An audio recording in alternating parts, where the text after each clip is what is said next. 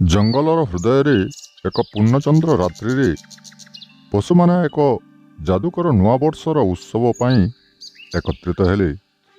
ଜଣେ ବୁଦ୍ଧିମାନ ବୃଦ୍ଧ ପେଚା ଆଖିରେ ଝଲସି ଉଠିବା ସହିତ ଗଛ ମାଧ୍ୟମରେ ପ୍ରତିଧ୍ୱନିତ ଏକ ହୁଟ୍ ସହିତ ଉତ୍ସବ ଘୋଷଣା କଲା। ଏକ ରହସ୍ୟମୟ ଡ୍ରମ୍ ବିଟ୍ ଆକାଶକୁ ଭରି ଦେଇଥିବା ବେଳେ ଜଙ୍ଗଲର ରଙ୍ଗୀନ ପାରା ରିଦ୍ଧିମାଙ୍କ ସହ ନାଚିଲେ। ଯେତେବେଳେ ସେମାନେ ବିଟ୍ ସହିତ ସିଙ୍କ୍ରୋନାଇଜ୍ ହୋଇଥିଲେ, ଶାଖାଠାରୁ ଶାଖାକୁ ଡେଉଁଥିବା ମାଙ୍କଡ଼ମାନେ ଏହି ପର୍ବକୁ ଏକ ଖେଳାତ୍ମକ ପରିବେଶ ଦେଇଥିଲେ। ହଠାତ୍ ଏକ ଉଜ୍ଜଳ ପକ୍ଷୀ ଯାହା ପୂର୍ବରୁ କେବେ ଦେଖାଯାଇନଥିଲା ଟ୍ରି ଲାଇନ୍ରୁ ଓହ୍ଲାଇଥାଏ।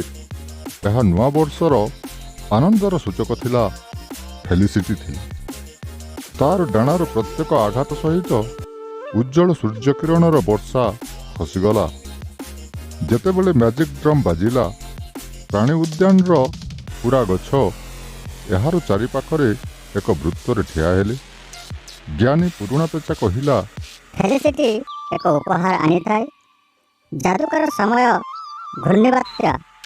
ପ୍ରତ୍ୟେକ ମୋଡ଼ ଆମକୁ ସେହି ମୁହୂର୍ତ୍ତକୁ ନେଇଯାଇଥାଏ ଯାହା ପୂର୍ବ ବର୍ଷରେ ସୁଖ ଆଣିଥିଲା। ପ୍ରଥମ ମୋଡ଼ ସେମାନଙ୍କୁ ଏକ ଦିନକୁ ନେଇଯାଏ ଯେତେବେଳେ ସିଂହଛୁଆ ଗର୍ଜନ କରିବାକୁ ଶିଖେ। ଜଙ୍ଗଲଟି ଅତ୍ୟନ୍ତ ଆକର୍ଷଣୀୟ ଶବ୍ଦରେ ପରିପୂର୍ଣ୍ଣ ଥିଲା ଯାହା ସମସ୍ତଙ୍କୁ ହସାଇଲା। ଦ୍ୱିତୀୟ ମୋଡ଼ ସେମାନଙ୍କୁ ଏକ ସନ୍ଧ୍ୟାକୁ ନେଇଯାଏ ଯେତେବେଳେ ଜଙ୍ଗଲର ପ୍ରଜାପତିମାନେ ଆଲୋକିତ ହୋଇ ପ୍ରାକୃତିକ ଆତ୍ମା ଉପରେ ସେମାନଙ୍କର ଆତ୍ମବିଶ୍ୱାସ ଦେଖାନ୍ତି। ଫେଲିସିଟିର ଡାଣା ପରିବର୍ତ୍ତନ ହୋଇ ପ୍ରାଣୀ ଉଦ୍ୟାନକୁ ଏକ ନୂତନ ସ୍ତରକୁ ପରିବର୍ତ୍ତିତ ହେଲା।